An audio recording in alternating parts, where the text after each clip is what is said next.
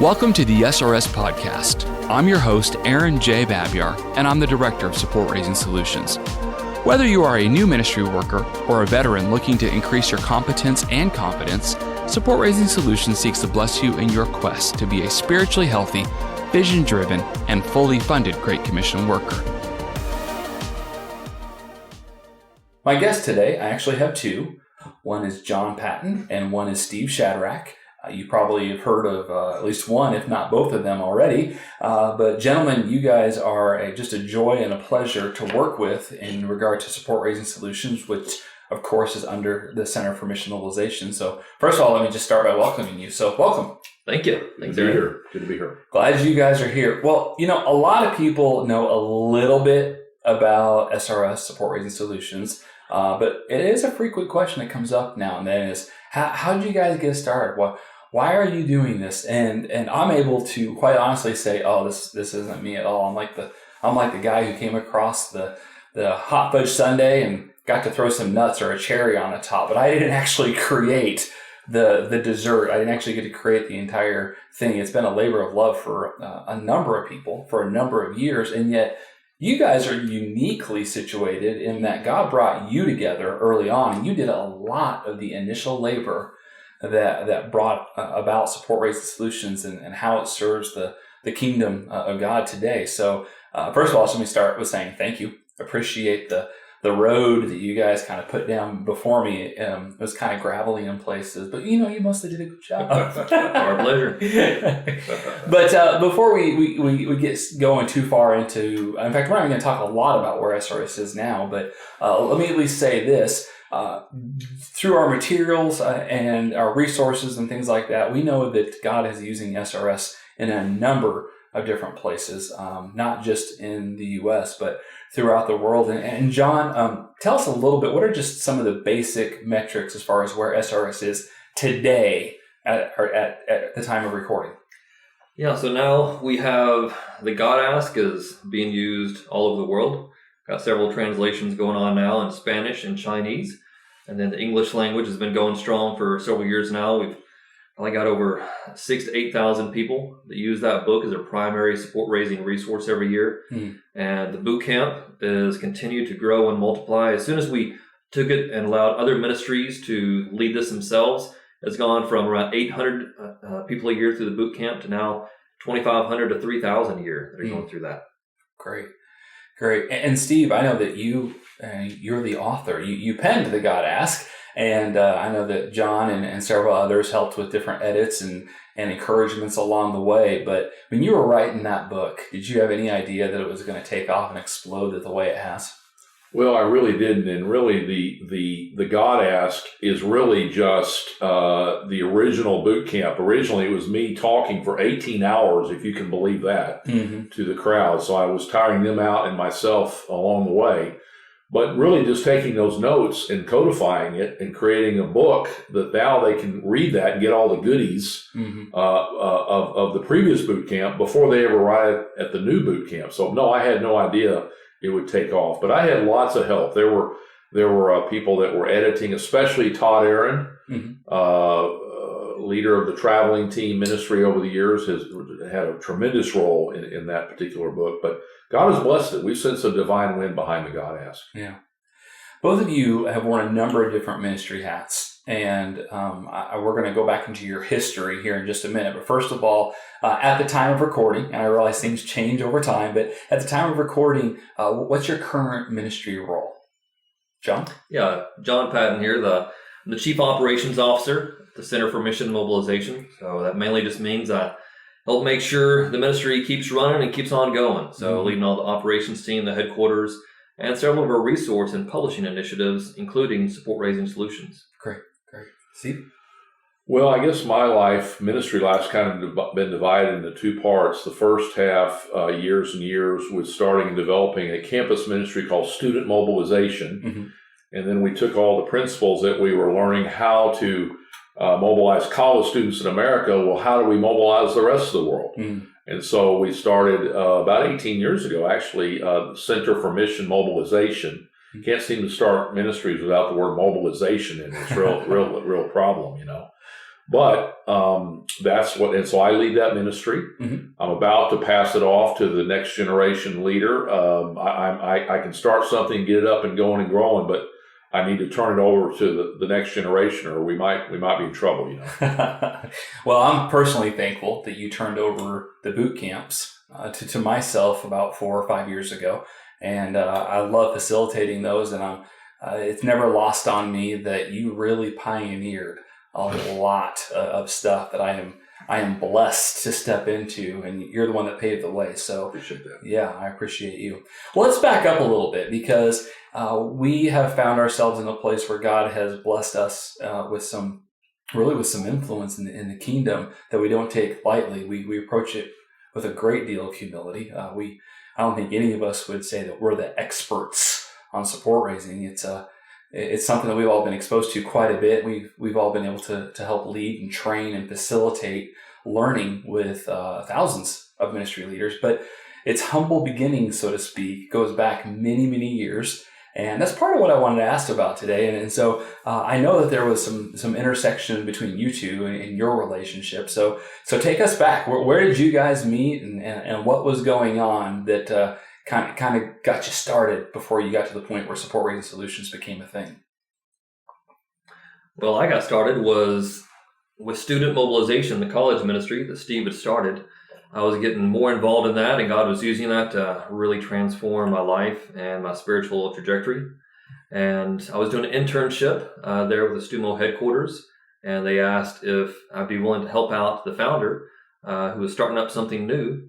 If I'd be willing to help come along and do some administrative help for him, help him with some presentations, some PowerPoints, some creating some a training program. And I said, that sounds great. I'd be honored to. How old were you at the time, and where did you live? I was probably 20 years old in Conway, Arkansas, going to Hendrix College. Okay. It was probably my, sophomore, junior year. Driving that cool green Trans Am. Was it a Trans Am or a Firebird? It was a T-top Firebird. Ooh, John, yeah. That was sweet. Go ahead. Sorry. Yes, yeah. Did it have any dents or rust, or was that just like a perfect? No, man. It was a nice brand new T-top Firebird. I was very blessed. Really?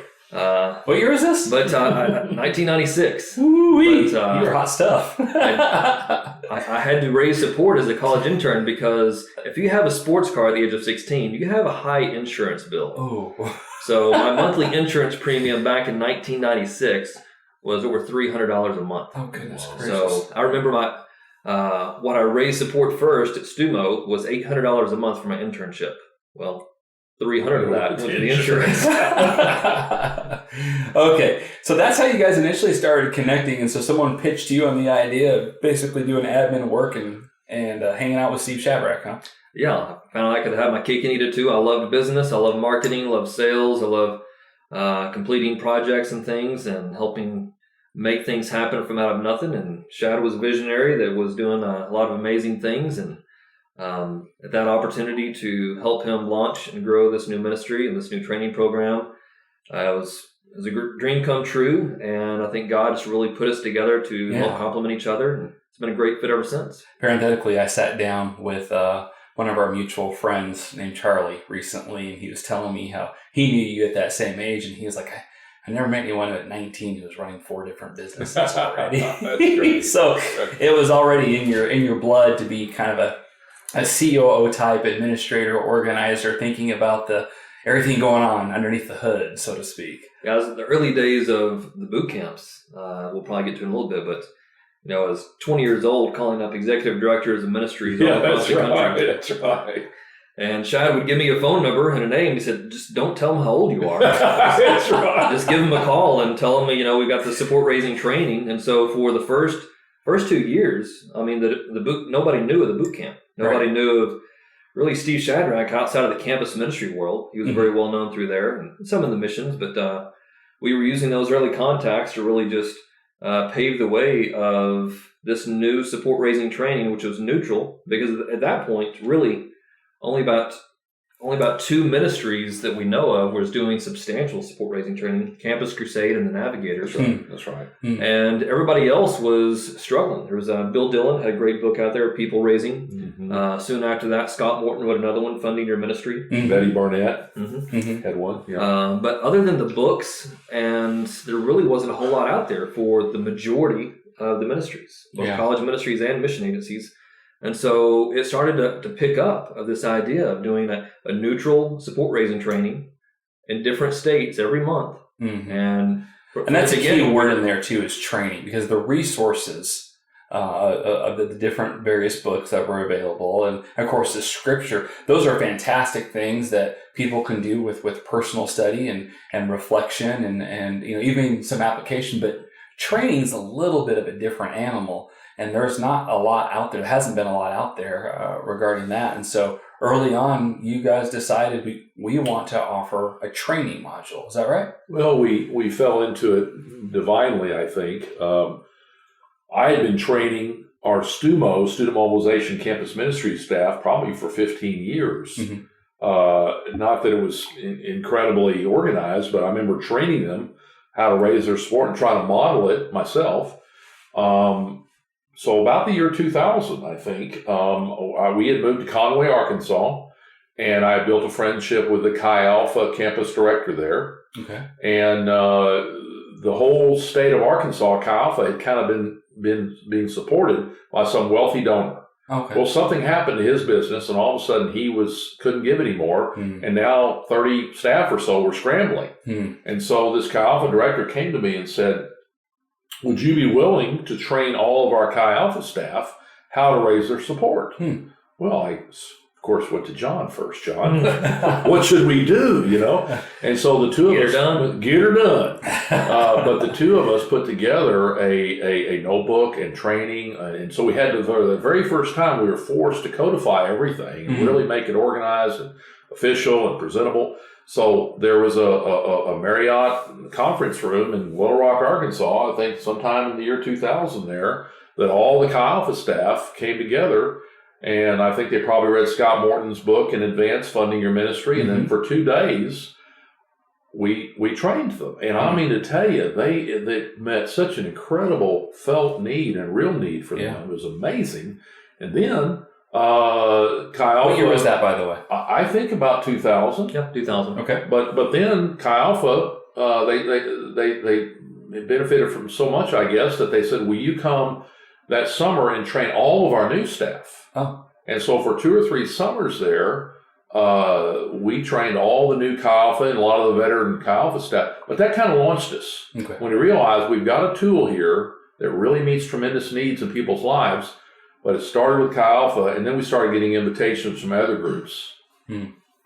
So, John, you had said that you got to a point where you were, I don't know if cold calling is the word, but you were reaching out. Maybe it is cold calling. But I was cold calling. You were cold calling. So you realized you had a training that was going to bless Great Commission focused workers and really a felt need, and yet was largely unknown. People they weren't even aware that it existed. And you're realizing you, by God's grace, stumbled onto something that, wow, this is significant.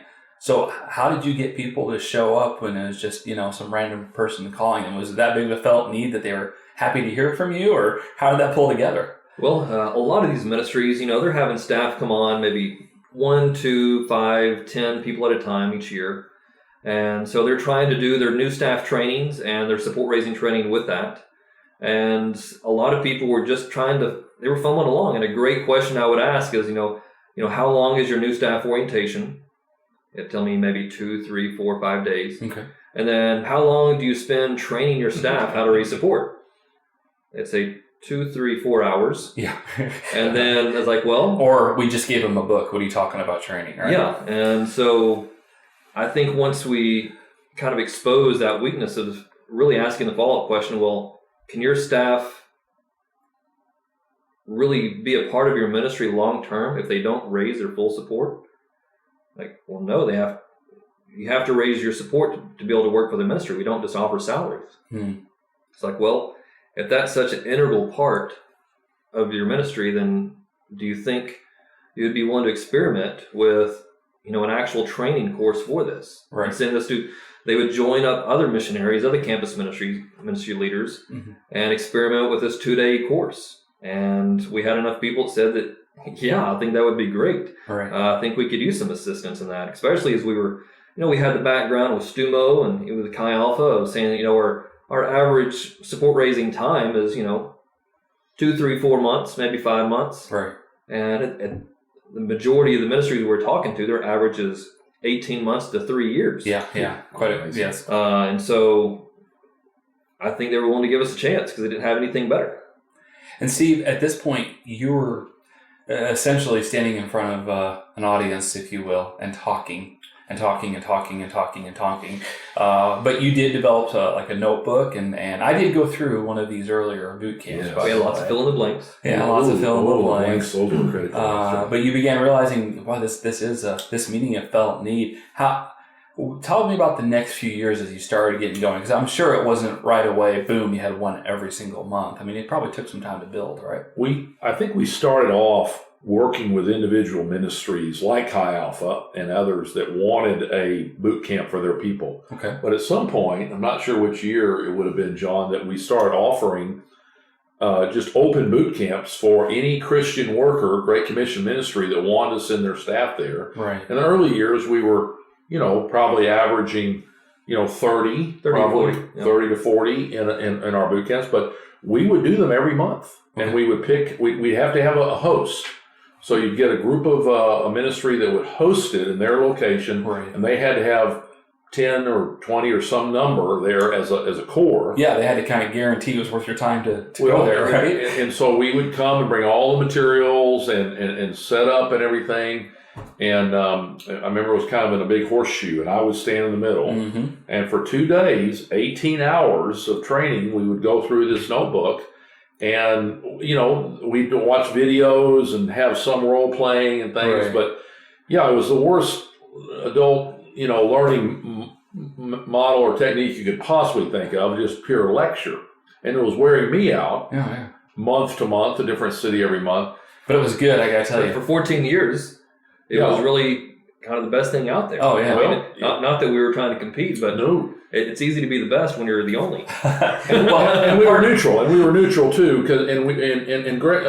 Let's give credit to Scott Morton's book too, because funding your ministry. There's several great ones out there, but to me, there's no one that has really studied and written and published more about the biblical basis of personal support raising than Scott Morton. So I really stand on his shoulders. In fact, even the notebook we used. I remember giving it to Scott to evaluate, and he really did evaluate it. And so here we are having dinner one night in a Mexican restaurant in Denver, I remember, and I'm kind of proudly, he's going to give my notebook back to me and give me an evaluation. I'm kind of ready for some compliments and everything, And so he pushes it back across the table at me, and he looks at me and goes, I'd give it about a C-. I didn't know what to say. Well, when Scott Morton gives you a C-, and then he stops, he goes, but I tell you how you can get it to an A.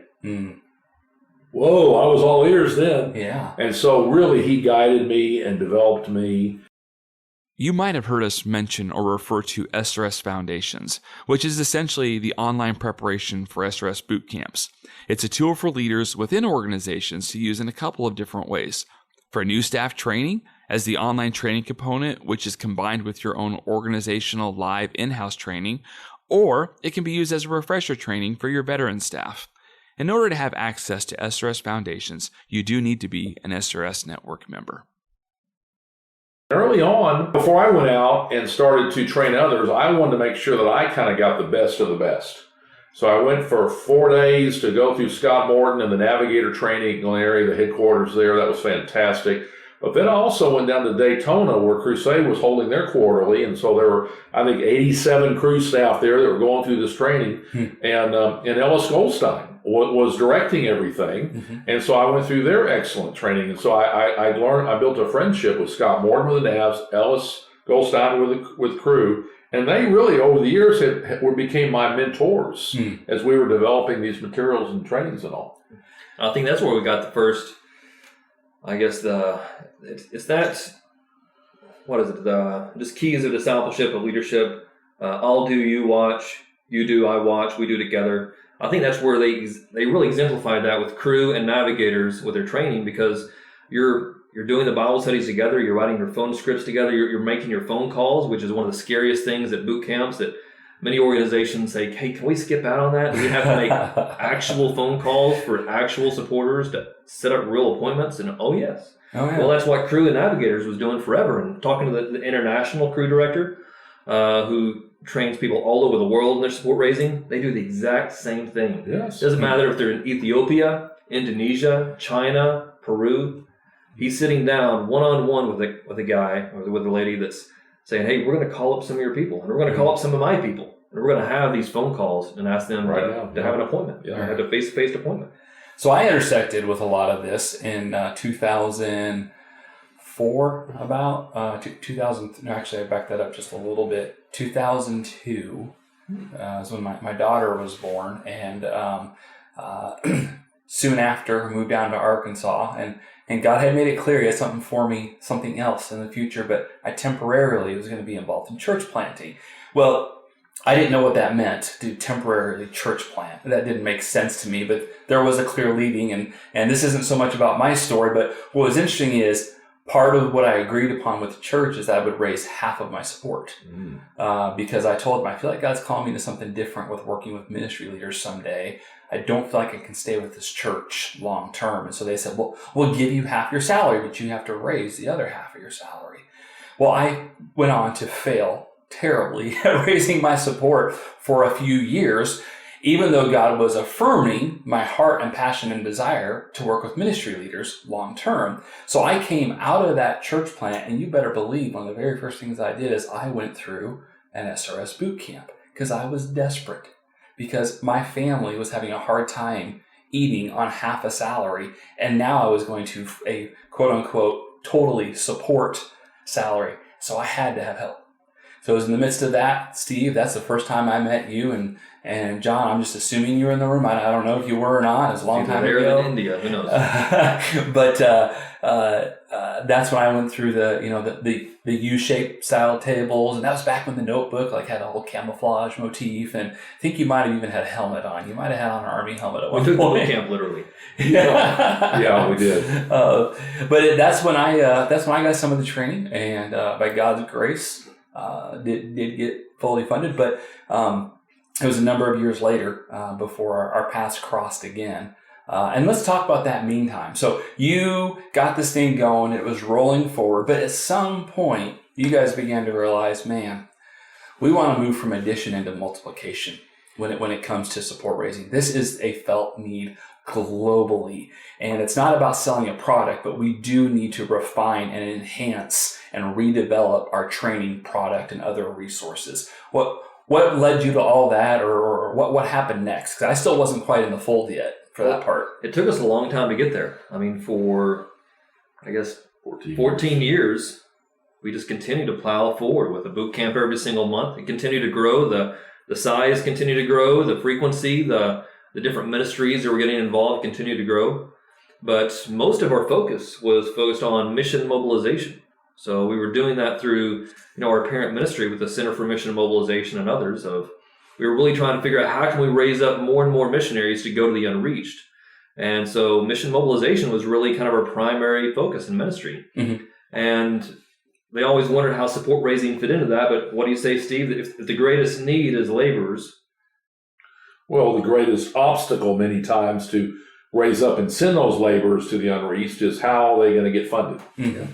So you got the greatest priority to reach the unreached, the greatest need for laborers, then the greatest obstacle of support raising. Mm-hmm. So that's where it continued to, I think, just grow and grow the conviction that we need to expand this. One of our, as we were redoing kind of our core values around this time, one of our key values was we want to have exponential growth. We want to have any resource or training that we have, we want it to be scalable and reproducible, not just by us and our staff, but by other ministry leaders, by other national leaders in every country that we go into. Praise the Lord. And so we knew we had to grow the boot camp beyond Steve, and we need to provide the mechanism to be able to have it reproduced in multiple ministries, multiple languages, and multiple cultural contexts.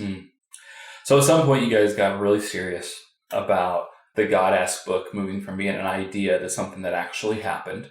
And also you took that wonderful old boot camp that was wonderful, but man, did it steal a lot of energy from you. And having been on the other end of that, stole a lot of energy from me. In fact, I remember walking away going, that was amazing, and I've already forgotten half of it because it was too much. My brain was full. Don't tell me that. At least you had that notebook. At least I had the notebook, but I'm a bad note taker, so it was even worse. But anyway, at some point you guys said, we got to change this up. And somehow, and I'm curious as to how, you went from having this thing where it's just Steve talking for 18 hours into something that, I'll be honest, I regularly hear from people that say, this is world-class training. This isn't just good training. Like, your material is fantastic. The training is world-class also. And you moved it into something that was facilitated and interactive, and man, it's a fantastic training. I would say that if I had nothing to do with it. It's a fantastic training. What happened? How did you guys get there? Well, I think John is right. We came to a point where we needed to multiply, not just add, and we needed to bring younger generation leaders and facilitators into the fold, and not just keep riding this old war horse called Shadrach. So we had a key leader in our organization, Dave Flynn, who had been at one time overseeing all the perspectives courses across the United States, and so we said, Dave, would you take a year before you head overseas for us? He's in Lima, Peru now, but would you take a year and really transform this 2-day lecture, workshop? No, it's going to be 2-day lecture seminar, into a 2-day facilitated workshop. Where now you're sitting around tables, and it's exercises, and it's Q&A, and it's interaction, and it's not very little lecture. Right. And so we went and hired experts, adult learning experts. We were looking at all the different options. And so for a solid year, he's a man of great planning, great detail, great organization. Oh, he's amazing. He really transformed this and created a whole curriculum for us. And how many different lessons? Is it 35 different lessons or something within those 2 days? They each has different sessions to them. And so we started experimenting with that, and we pulled you into some of those early boot camps as a facilitator. And so several of us kind of launched this thing. Before long, as we were refining it, we realized we may have a reproducible model here, and that we can gradually, get Shadrach out of the picture and get these other facilitators in there and really take it and run with it. Yeah, aside from, again, of course, Micah May was with Fellowship of Christian Athletes, good buddy of mine, and somebody who also helps facilitate a lot of these boot camps, public boot camps as we call them. He does them internally for the Fellowship of Christian Athletes also. But separate of that, we're the upfront people. We're the people who talk a lot, right? But really, there's this whole other team. And John, you sorry, I affectionately refer to John as JP sometimes. I'm sitting here with JP and Daddy Shad. Those are my nicknames for these guys. but John, you were helping lead this whole other team that's making some of this stuff happen with the creative and the art and the videos and so how did you get all that together? Because even that, somebody thinks the way I do, that boggles my mind trying to think about all the things that you had to do to pull that together. Well, probably one of our greatest assets is we have an incredible team that is completely devoted to our ministry because they raise their support to do it as well. Our design team, our technology team, our finance team. When you have a creative director, when you have a technology director that believes in the mission and the vision so much that they're willing to raise their own support to leave pretty lucrative careers. I mean, it's hard for most ministries to recruit the type of top talent that have those type of professional skills. They're willing to leave a successful career because you can't just bring in an incredible artist that's right out of college. You need somebody with years of seasoned experience. And so we brought, Lord brought to us several seasoned professionals that really owned this area for support raising solutions, as well as the whole ministry, the Center for Mission Mobilization. But they really helped create this to be great tools and resources that not only look beautiful, but really have a great function. And they function well and they work well together. Yeah. Well, I'm super thankful for the team at CMM. They're just fantastic. And you are right. I know of, we have at least one guy that could have been with NASA. Isn't that right? He was with NASA for 10 He was years. with NASA. He left NASA to come work with us. Well, we worked with NASA. We didn't work for Excuse NASA. me, there you go. Put it this way, there's not going to be a CMM rocket anytime soon, but we could. Leon must watch out. Well, in more recent days, because we need to be wrapping this up soon, God has continued to bless Support Raising Solutions with some global influence. Tell us a little bit, John, about some of those numbers, and not as a bragging, but more as a thank God for what He's been doing and what He might yet do. Tell us a little bit about the numbers and the languages, as well as our conference that we do. Yeah, one of the great things, in 2016, we started the Support Raising Leaders Conference, which was built off of years and years of the fundraising symposium that Scott Morton hosted out at Glen Erie in Colorado with the Navigators, and brought over, maybe 100 or so support raising leaders from across the Great Commission ministries, and we felt the need to do that for our own network as we were growing with all these ministries that have been using the boot camps, and we were continuing to provide more resources. We were developing a network of support raising leaders called the SRS network, and we wanted to bring these people together to learn from each other, to share best practices, because we by no means have all the answers. We've just been a great facilitator of all these experts that have just a lifetime of wisdom and tools and resources to bring together.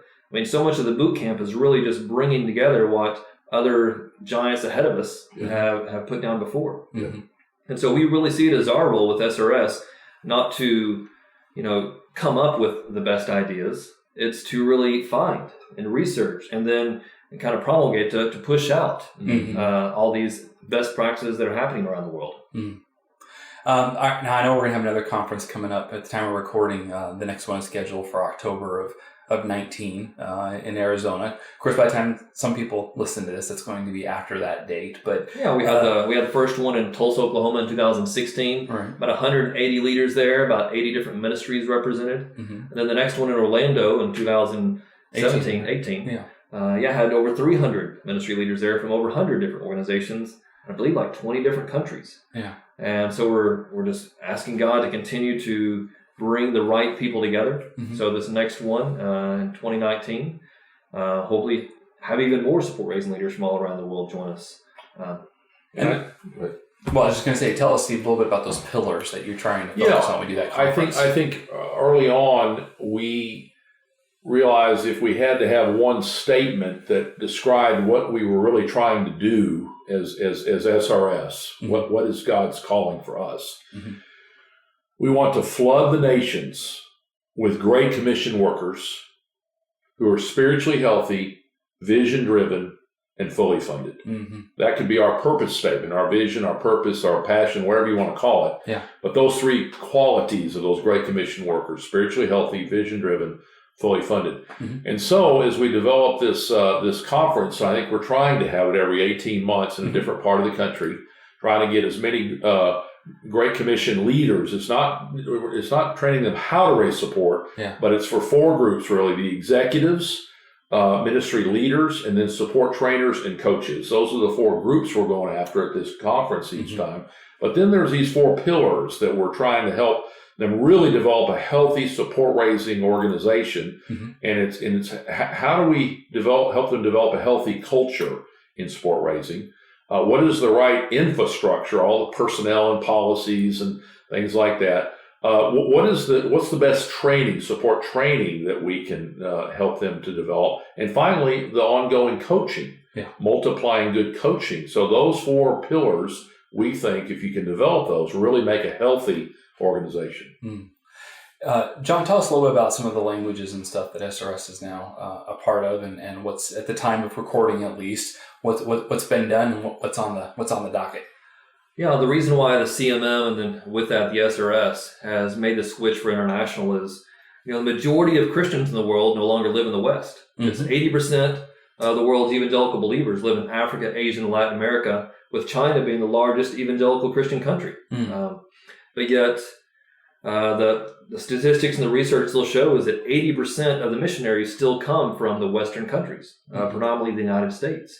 And so if we're only 20% of the body of Christ, but 80% of the missionaries, that means there's incredible untapped potential around the world. And so we're trying to figure out how do we raise up more and more missionaries in Africa and Asia, Latin America, and help them send people out. Well, a lot of them, they're going to need to be raising their own personal support as well. Yes. Not just because it's the easiest way for them to grow and to fund it themselves so there's no dependency, but really because it's a biblical model. Mm-hmm. Because that is how God has orchestrated this effort to be a partnership with the believers in their community, with the church, with their local fellowship. It's how everybody gets to be in on the Great Commission. Everybody's got a personal responsibility to share the gospel with their neighbors, to love others, to disciple others. But we also get the opportunity to partner with God in what he's doing worldwide. That's really what Paul was asking the early church to do then was, hey, take up an offering to help bless these new church plants going on in different countries throughout the region. And so we're just trying to help see that continue to grow. That's why the boot camp and God Ask is now translated in Chinese, in Spanish. We're working on it in Portuguese and Russian. And really, as we see the felt needs around the world where we've got a lot of laborers being raised up and wanting to send out, well, the number one obstacle is usually support raising. So we want to be there to address that obstacle when it comes up. Praise the Lord. Well, gentlemen, I've counted it an honor to be able to partner with you in ministry and to work on these issues with you. I'm passionate about equipping ministry leaders to survive and thrive. And as this is the number one felt need, I'm tickled pink. I feel like just like I don't even believe in luck, but like the luckiest guy in the world because I get to step in to a heartfelt need with spouses and parents and people that they're very much called to ministry, but they're wondering, does that mean their kids get to eat or not? Like they're really feeling that. I remember feeling that back in our days of early support raising failures and struggling. And so I'm so thankful to help be a part of the hope and the grace and the training with so many different ministry leaders. And I could not do it had you guys not did everything that you've accomplished in recent years or without your continued partnership. So I thank you for your friendship and your partnership in the gospel and looking forward to continuing moving forward with Support Raising Solutions. So thank you for being my guest today. And we appreciate everybody that listens to these podcasts. Once again, just want to encourage everyone, if you have not already subscribed to the podcast, please do so. I don't understand all the metrics. I won't pretend to, but I know somehow it helps us. So please go ahead and subscribe to that as well and hear more words of hopefully wisdom and knowledge from our other guests on this SRS podcast. God bless. Thanks for joining us for this episode. We would love to hear your ideas for future content. Please visit supportraisingsolutions.org/feedback to share your thoughts and questions. Also, wherever you download your podcasts from, be sure to subscribe for future episodes and come back each week to gain more insight into the process of building and maintaining your personal support team.